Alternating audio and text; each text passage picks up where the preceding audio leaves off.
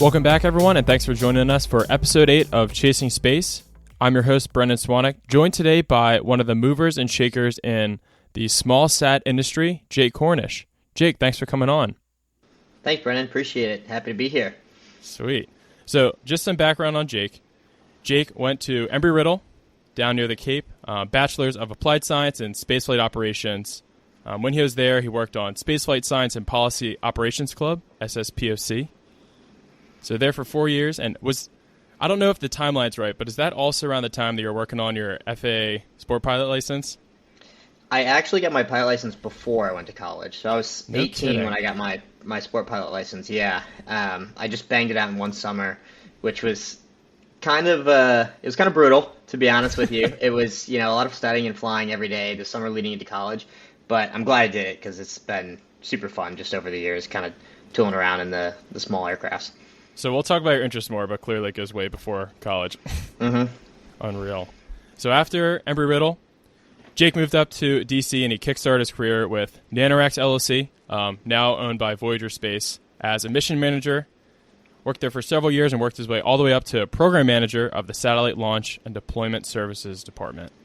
So in this role, he was a key contributor to launching over 100 satellites off the International Space Station, as well as several other rideshare missions with companies such as Astra, Firefly, Relativity, etc. But his rocket list does not stop there. Jake is now the director of U.S. launches at the German-based ExoLaunch. ExoLaunch was founded in 2010, correct? Mm-hmm. Correct. Unreal. So ExoLaunch, 14 years old, German-based launch company, deployment in space transportation, integration, and mission management services with, I think, a flight heritage of 396 satellites launched since its founding. Yep, yeah, we're almost at 400. We'll hit 400 on our next launch. ExoLaunch has flown 299 CubeSats, which is satellite between 0.25U and 16U, and then 97 microsats, which is up to 200 kilograms. And within those 396, there have been 29 different missions with every rocket you can think of, from Ariane 6 to Electrons to Falcon 9s. The list goes on. Mm-hmm. So, Jake, thanks for coming on. Of course, yeah. Happy to be here. Yeah. So you started off at Embry-Riddle, but to go to Embry-Riddle, clearly you're interested in space beforehand. So talk about where that came from and talk about getting the sports pilot's license, just for my own curiosity. Yeah. So when I was a kid, I had always loved, rockets and space. I think every kid at some point in their lives dreams of being an astronaut. And I showed a little bit of interest in that at a pretty young age, and I was lucky enough that my parents were able to kind of foster that in me, and my dad was a really big part of that, and so he sent me to space camp in Huntsville, Alabama. Nice. When I was maybe like 9 or 10 or so. I went a couple years in a row. We first did the parent-child version, and then I went on to do just the kind of child-only version when I was a little bit older. And so that was really what kickstarted my love for space and for human space flight. Little did I know at the time how big of an industry and of a world that really was. And so that was kind of where I found that love, and ultimately kind of led me to where I am today. So I graduated high school, and I jumped right into training to get my sport pilot license, which is the lower level of pilot license that you can get here in the United States. It was a kind of a brand new licensing architecture at the time. Prior to that, there was the lowest level you could get was a private pilot license, which was still kind of a high barrier to entry. It's like 40 hours of flight time, right? Yeah, that's right. Yeah, which is doesn't really seem like a ton, but it's quite expensive, and it really racks up. Especially depending on where you live. That can be thousands and thousands of dollars. Sure. So I took advantage of that sport pilot license that they just the FAA had just released, and in fact, my flight instructor at the time, he now flies for United, but I was the first sport pilot that he had ever trained. It was kind of still so fresh in the scene that even the instructors were kind of new to that. So that was also what helped kick off my love for the aviation aerospace industry, and led me to and wind up at Embry-Riddle in Daytona Beach, Florida. And at Embry-Riddle, I'm sure you saw your fair share of launches from the Cape. Yeah, it was awesome. It was I was at Embry-Riddle starting in 2015, and that was kind of right when SpaceX started to really ramp up their launch cadence.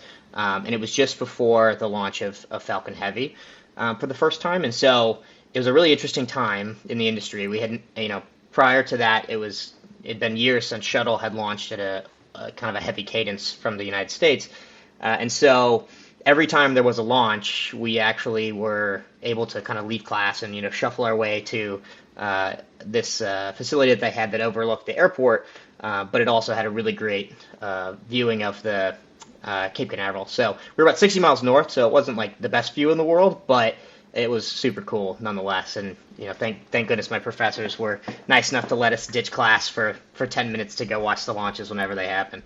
I mean, that's got to be a selling point down there. But like, hey, you're an hour from these launches, not even. Yeah, no, totally. And honestly, there were so many people that were at the university and people that you worked with and people just locally that were in and around the space industry, since even pre-shuttle era, which was really cool. It was just kind of a different vibe than anything I'd ever experienced before growing up in the Chicagoland area, because that's not really something they got up there. So yeah. No spaceports in Chicago. Unfortunately, no. Maybe one day, but not today. So after you graduated, you went right into your role as a mission manager with NanoRacks. So when people hear mission manager that aren't in the space industry, the first question is, what on God's green earth is a mission manager? Can you tell me what that role consists of? Yeah, a mission manager is such a unique position because when you look at other industries, there's not a mission manager in most industries, right? If you Google mission manager, chances are you're going to find something in the aerospace industry. So a mission manager is sort of like a project manager, but on steroids a little bit in my mind. They facilitate the entire process of, in my case, launching a satellite to space and getting it deployed successfully. So that means that you are interacting with all of the different interfaces that might be involved in any given project. So when we worked on the ISS program side of things at NanoRacks, that was working with the customer, which was the satellite operator, and then working with the launch and deployment provider, which was the International Space Station and the cargo resupply missions. So it was kind of just being the shepherd for a given project for the whole process, right? Because at the end of the day, launching a satellite to space is really hard, and it's really confusing, and if you haven't done it before, it can be a little bit overbearing. So the job of a mission manager is to make sure that you kind of consolidate that on behalf of the customer, in this case the satellite operator, to make it palatable and allow them to be successful and on time and meet their project needs. How did you possibly manage to get a role like this fresh out of Embry-Riddle? Because it sounds like what I'm hearing is that this is something that you have to be logistically tuned in, sharp as a knife, and able to communicate with people all over the world. How do you get into that right away?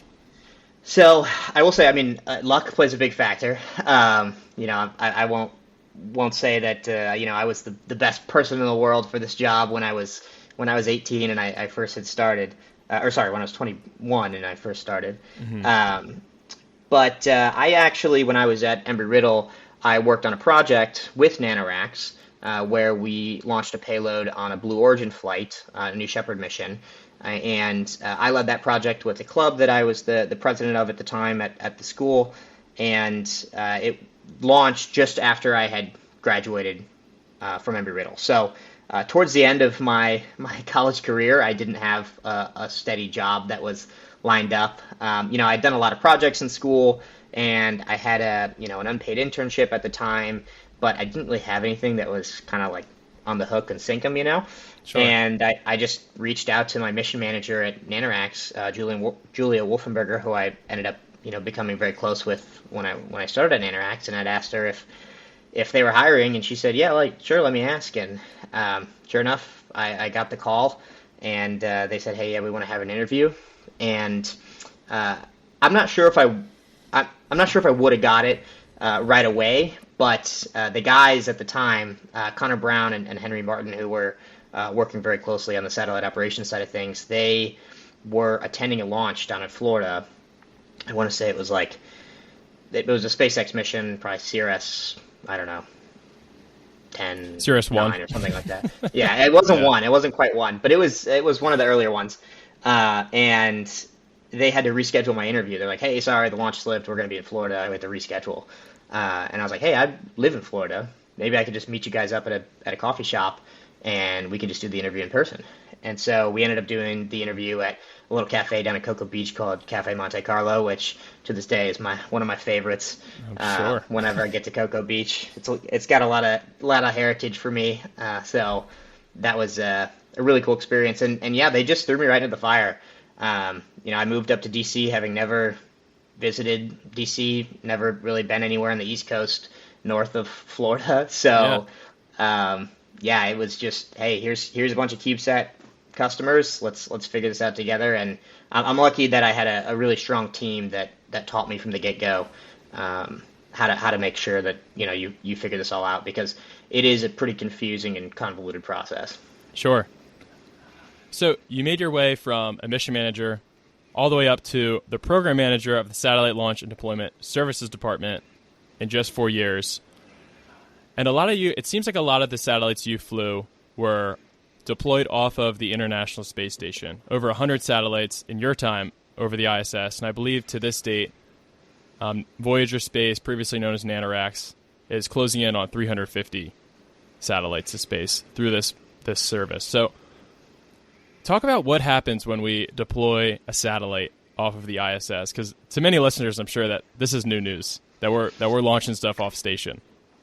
Yeah, it's weird, even for people in the space industry. Not a lot of folks know that we have launched and deployed satellites off of the International Space Station. Traditionally, a satellite is installed in a fairing on a launch vehicle, and then it goes to space, fairing ejects or jettisons, and then the satellites are then deployed directly into orbit.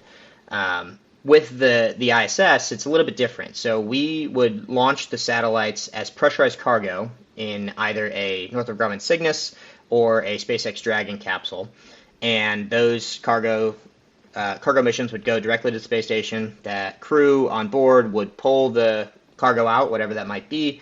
They're all wrapped up in these cargo transfer bags, and surrounded with bubble wrap and foam and all these different straps to make sure they optimize volume. And once on board, the astronauts would put the deployers into an airlock.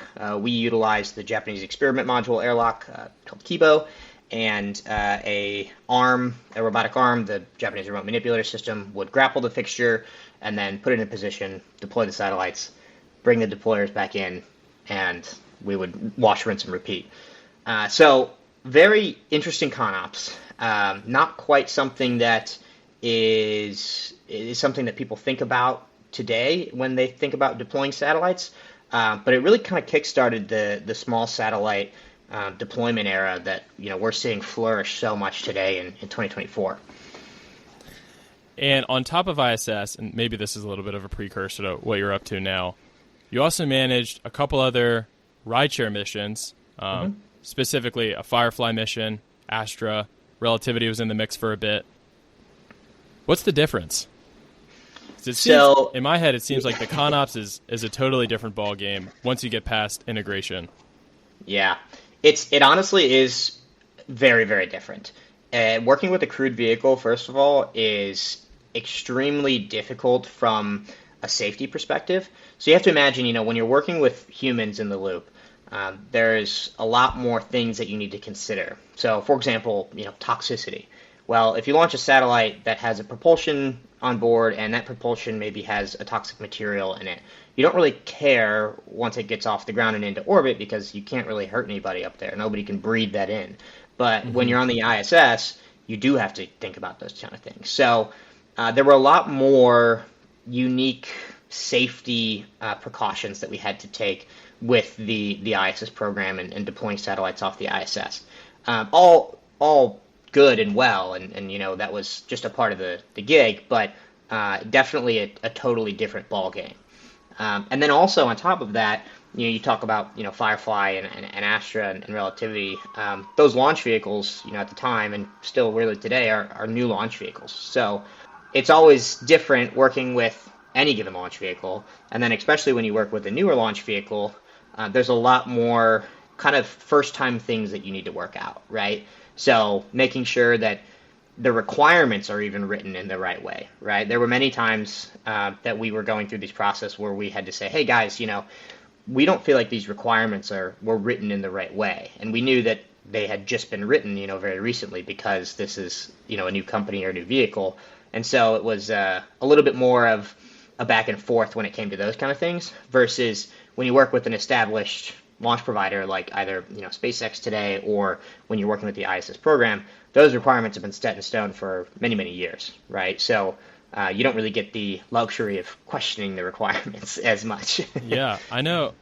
Astra had a little bit of a flight heritage. I think Firefly just had their Flight 5, so their 5th launch, and then relatively, they have one under their belt, Terran 1, and waiting on Terran R. So definitely not a SpaceX flight frequency, but functional. Yeah, well, and really honestly, it does. Whenever you are working with these different vehicles across the industry, whether it is NASA, the ISIS program, SpaceX, or some of these new launch vehicles, at the end of the day, everybody knows generally what the end goal is, right, and how you're trying to get there. So it's not that much different at the end of the day because it's still, hey, we have requirements, we have satellites, we have a rocket. There's a process of making sure all of those things work together. And we'll talk about this a little bit more with EXO launch, but the process with all of these different rideshare missions in terms of ConOps of on-orbit operations is all relatively similar.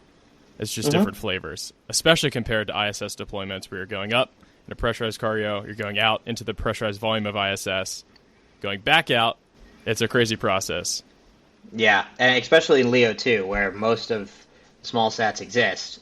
It's you go up and you're deployed within, anywhere between an hour to a couple of hours, versus, maybe if you're going translunar injection or to a deep space mission, that's a totally different ConOps because you got to stay in space for a long time before you can deploy those satellites. That is an interesting point because you see these LEO, we'll look at Firefly Flight 5, for example. These were deployed maybe 45 minutes after launch. But if they wanted to go up to GEO, we're looking at, 6 months, 8 months. It can be a long time. It depends on the rocket, right? It depends on the performance that the rocket has for sure. But totally, I mean, there are different mission profiles that require that the satellites remain undeployed for anywhere between a few weeks to 6 months, like you said. So 100 satellites under your belt at this point. Mainly ISS, but also on several other vehicles. And then you jump in as the director of U.S. launches at EXO Launch. So can you start? I gave EXO Launch a brief introduction. Can you talk a little bit more about the company? Sure. Yeah. So we provide launch and deployment services for small sats around the world. We primarily to date work with SpaceX on their rideshare program. However, we have worked and continue to work with other launch vehicles around the world. We recently just had some satellites on the Ariane 6 maiden flight, which was awesome. Nice. This year we had a couple Rocket Lab missions. Yeah, that was beautiful too. We had a couple Rocket Lab missions this year, and we've got many more SpaceX missions even before the end of the year.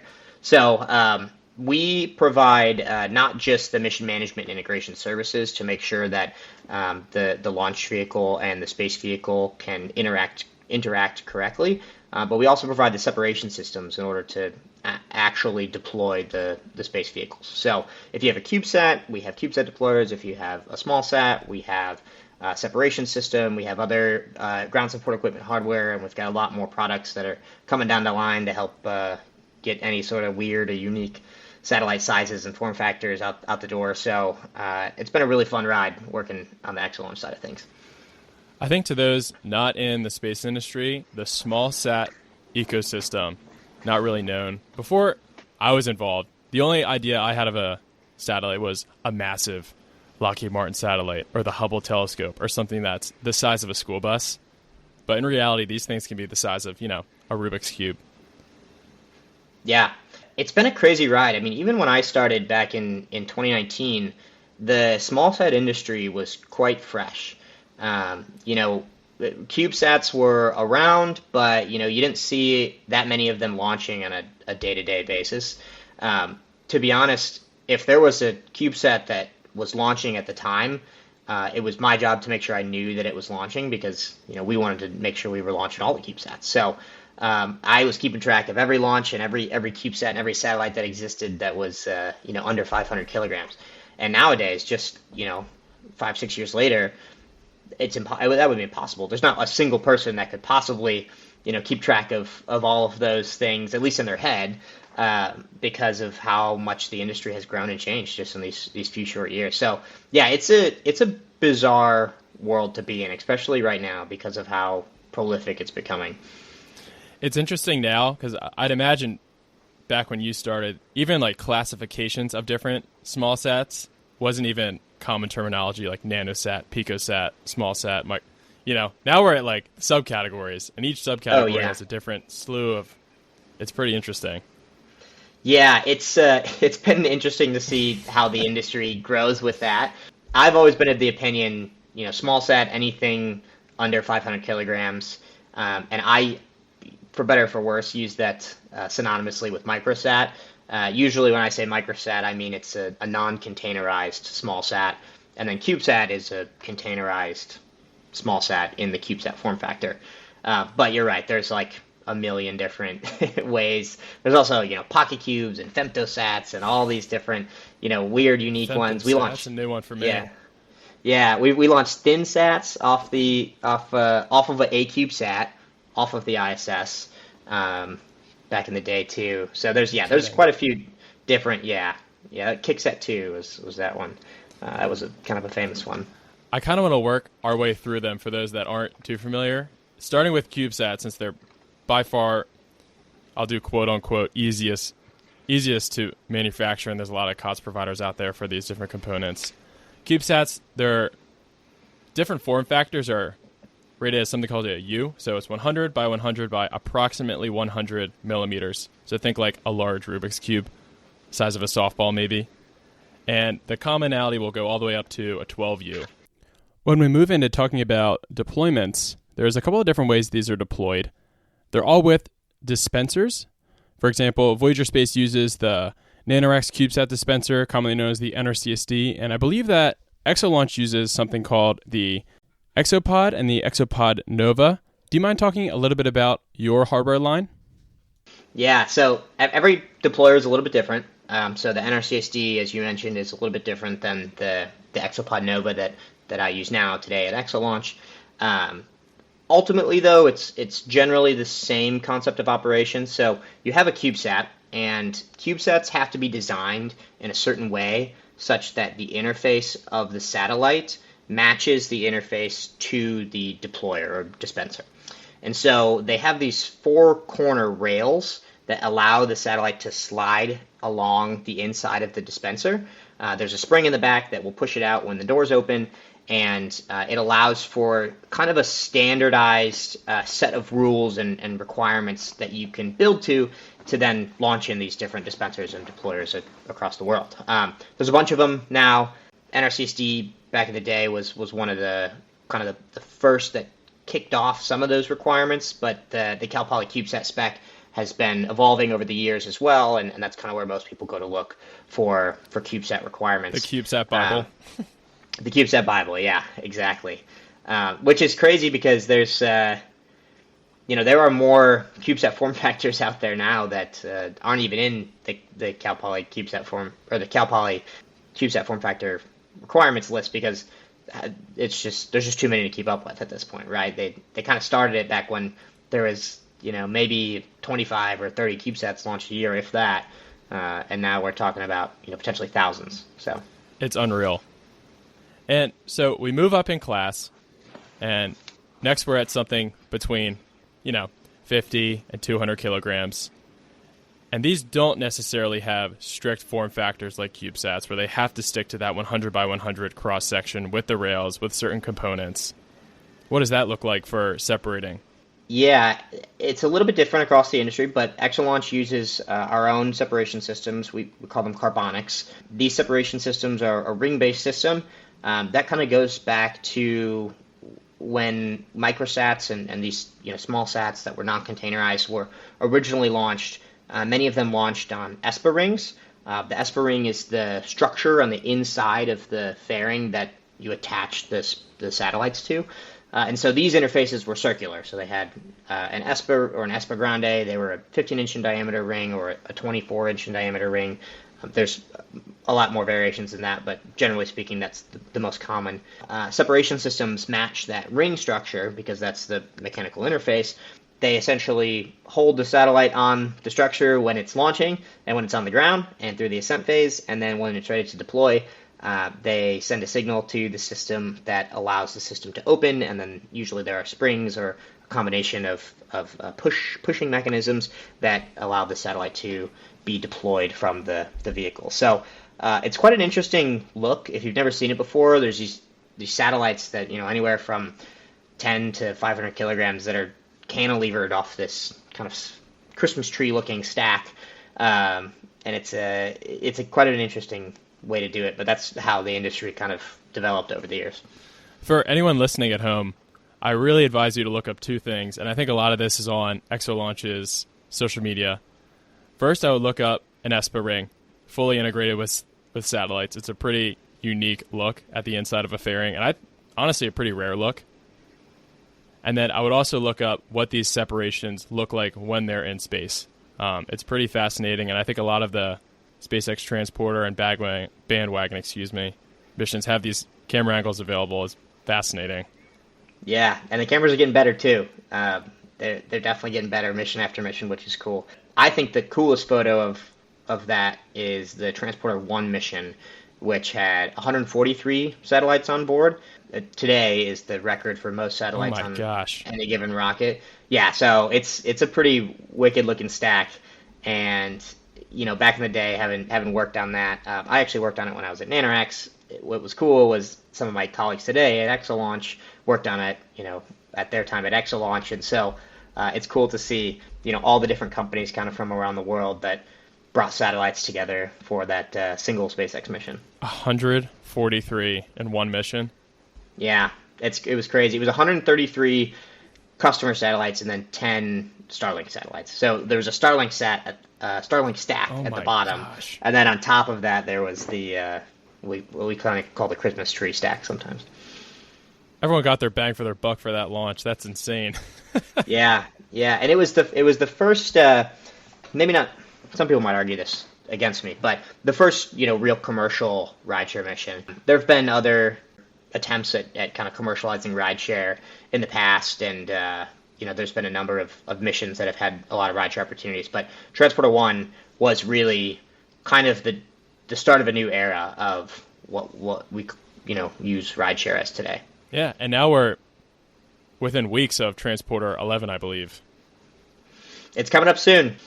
So we keep mentioning Transporter, and correct me if I'm wrong, Jake, but there's two different offerings with regards to SpaceX specifically. We have the Transporter missions and, at one point, bandwagon missions that go to two different orbits. So Transporter goes to SSO, Sun Synchronous Orbit, and then bandwagon goes to low Earth orbit, so similar to where the ISS is, mid-inclination. Can you talk about what that means to someone that's not familiar with different orbits, or why would you want to go somewhere or the other? Yeah, so Transporter program started in 2020 maybe, and they initially decided that the inclination of that orbit would be sun synchronous, so very close to about 90 degrees about the equator. And the reason that is because most often satellites require a lot of sun exposure because they typically will use solar rays to power their batteries and power their subsystems. And so they want to be in the sun as much as they possibly can. When you go into lower or mid-inclination orbits, you will go around the Earth, and the Earth will block the sun, and you get a certain period of time in which you are no longer exposed to the sun, and therefore you are not achieving a power surplus at that time. And so that was the kind of the original intention. Depends on the satellite whether or not that's their ultimate, where they want to be. But more often than not, for most commercial satellites, that is good enough. For specific imaging satellites, where they need to look over a certain point on the ground, or even for different radio payloads. Sometimes sun synchronous is not perfect, but usually it's good enough for these missions. After about, I don't know, a couple of years, 2-3 years of this transporter program where they were launching 2, 3. I'm not sure if they've done 4 in a year on transporter, but I think it'll get up to 4 soon enough. I'm sure. They opened up what they call the bandwagon program, where they are offering rideshare opportunities on a mid-inclination mission. So mid-inclination is about 45 degrees or so. As you mentioned, Brendan, the ISS is about 51.6 degrees inclination. These are for payloads that maybe require those more unique ground passes and things like that. So it really just depends on what the satellite does, but ultimately that can be more attractive than the sun synchronous options, and SpaceX has proven that there is indeed a market for that, and now there are both transporter and bandwagon rideshare missions. Since we're on the topic, I think people are starting to get the understanding that there's a million different ways to get your satellite up to orbit, depending on the size, depending on the parameters of volume. You also, speaking from Exo Launch's perspective, have a couple other offerings to take a zoom out a little bit more, which is the Exo Port and the Exo Tube, which is taking these smaller components and just making them more available for larger offerings, maybe even constellations. Do you mind talking a bit about those? Yeah, absolutely. Yeah, the Exo Port is designed, or was designed, to optimize the space, mainly on these Esper ring stacks that we were talking about beforehand. So when you have that mechanical interface for the ring, you may have a lot more mass or volume than any given satellite that you're trying to launch on that ring. So the ExoPort and the variations of ExoPort basically exist to optimize the mass and volume that you're given when you fly on a rideshare mission. So, let's say you have 200 or 300 kilogram satellites and you're allotted 500 kilograms on a given port. Well, what you can do with the ExoPort is use this as an adapter to have multiple satellites on a single Esper ring port. Really, it's just all about optimization of mass and volume and making sure that the adapters are strong enough for people to handle that. I think that's an interesting point, is maybe some would give the argument that it doesn't matter as much when you're in the vacuum of space and it's quote-unquote weightless, but mass balancing, anywhere between 5 and 143 different satellites on one single fairing is not one small feat. Involves a crane, involves a ton of people, involves simulations.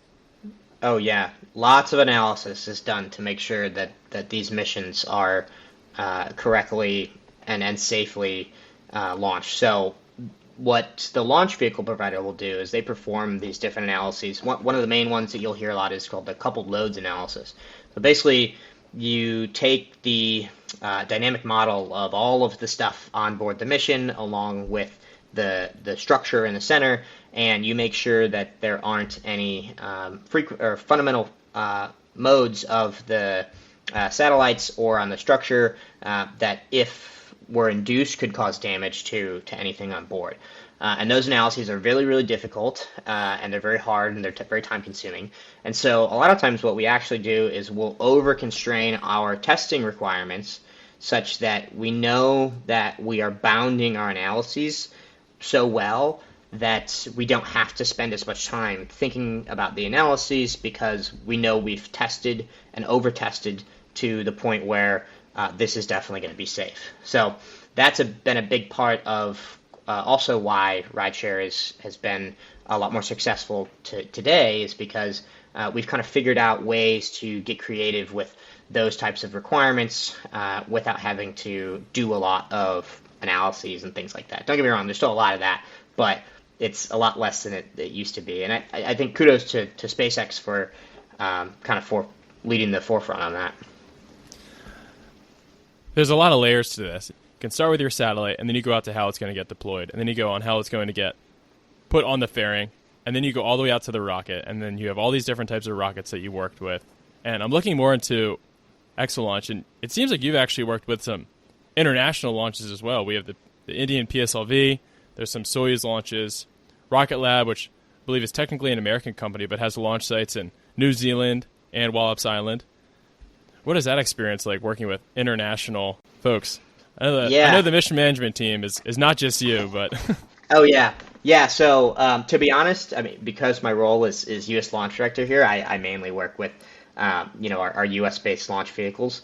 But that being said, everybody kind of has a hand in every piece of pie, and we all do help out each other along the way. It's been a really cool experience, and I've also watched these experiences from my colleagues, and every launch vehicle provider is a little bit different. The launch campaigns are always a little bit different. When you go out to Vandenberg Space Force Base and you stay out in Lompoc, it's a much different experience than when you get to go to Cocoa Beach. Or maybe you got to go to Mahia in New Zealand, or you got to go to India. There's a lot different things that you have to consider. Vaccines are one of them. When you go to certain countries, you're legally required to have vaccines, months before you arrive. So there's a lot of logistics that goes into it. And to be honest with you, I'd say that's a huge part of our job that is not always in the forefront of everybody's mind. It can oftentimes be more difficult to co-locate people with a satellite in a specific country than it is to actually launch that satellite to space. Just because, international shipping requirements or visas and things like that can get pretty hairy. So that's also something that at Exo Launch we kind of pride ourselves in, is understanding all of those different rules and requirements and logistics for launching satellites around the world. And we've done it for a long time, and we've done it successfully for a long time. So we're able to help shepherd our customers through that process. if you haven't noticed already, Jake clearly understands what's going on in the satellite industry, probably better than most people around the world. Actually, very recently, maybe less than 2 weeks ago, Jake actually spoke about this industry at the Small Payload Rideshare Association at APL. So if you need to know anything about satellites, you know who to find. Jake, just looking ahead, so since you've started, obviously this industry has evolved dramatically. What does the next 5, 10 years look like for small satellites and maybe the satellite industry at large? I think we're going to continue to see a lot of upwards growth in the small sat industry. You hear people talk about, the hockey stick curve. I think we're right in that sweet spot of the hockey stick curve right now, where we're really starting to ramp up how many small sats are in orbit. There's a lot of things that we need to consider, such as space traffic management, debris mitigation, things like that. The more things we have in orbit, the more dangerous it becomes. So we need to make sure that regulations and procedures and operations that we're doing are not just up to speed with what the regulators are saying, but oftentimes if we're quicker than the regulators, we're doing our best to make sure that we're operating safely and correctly up there. So I think the industry is going to grow a lot over the next 5 years. I think there's going to be a lot more small sats in space, a lot more companies, and I really think that we're going to start to tap into different industries that space can help us, different industries that space can kind of be the catalyst for that we haven't even thought of today. Very recently, we just launched a satellite from a company called the Hubble Network, where they just operated the first Bluetooth from space. And so things like that, right? Where, crazy, right? And Gosh. I feel like I know a lot about radio frequency stuff, but even that kind of stuff, it's over my head, right? So the different things that people are going to come up with, just because the access is there, right? It used to be that you had to know somebody or you had to have a government sponsor to get a satellite to space. Now, if you are in elementary school and you have a successful enough GoFundMe, you could build a satellite and put it in space and do whatever you want with it. Obviously, there are still rules and regulations, but if you have a unique idea for a payload that no scientist has ever thought of before, you can do that. One of the most interesting things, and we actually had an episode on this recently, was I won't just hone in on SpaceX, but their Starship and the Starship PEZ deployer. And then for those who haven't heard that episode, I'd recommend go checking it out. But the PEZ dispenser, named after the childhood candy, is essentially a new payload deployment mechanism currently designed for Starlink, but I don't think it's any stretch of the imagination that form factor may be available to other companies, especially telecom companies that would like to deploy, 40, 50, huge 1.5 ton satellites. And then on top of that, we also have Blue Origin's new vehicle coming up. We also have other medium class vehicles from Relativity, from Firefly. It's all pointing towards this industry just absolutely exploding. It really is, yeah. And I think Starship is going to be a pivotal turning point in this industry. Not just small sats, but for satellites as a whole, right? I mean, SpaceX has already brought the launch costs down dramatically from where they were just 5, 10, 15 years ago. And with the introduction of Starship, that's going to change even more. So I really do think that we're going to see a world that has a lot more satellites in it than we ever previously imagined was possible, just because of how much easier and how much cheaper that access is.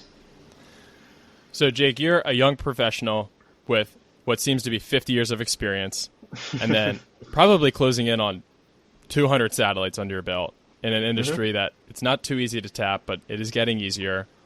For someone that's coming fresh out of Embry-Riddle or coming out of a space program, what would be your advice to them?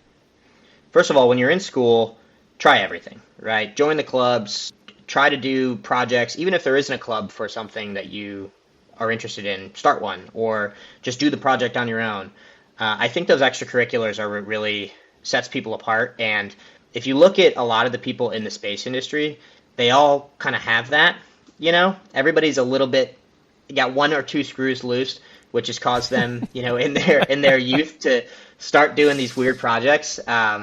And so everybody's got a fun story like that. And I think that when you're young and, you have that flexibility to be able to do that, you should definitely do that.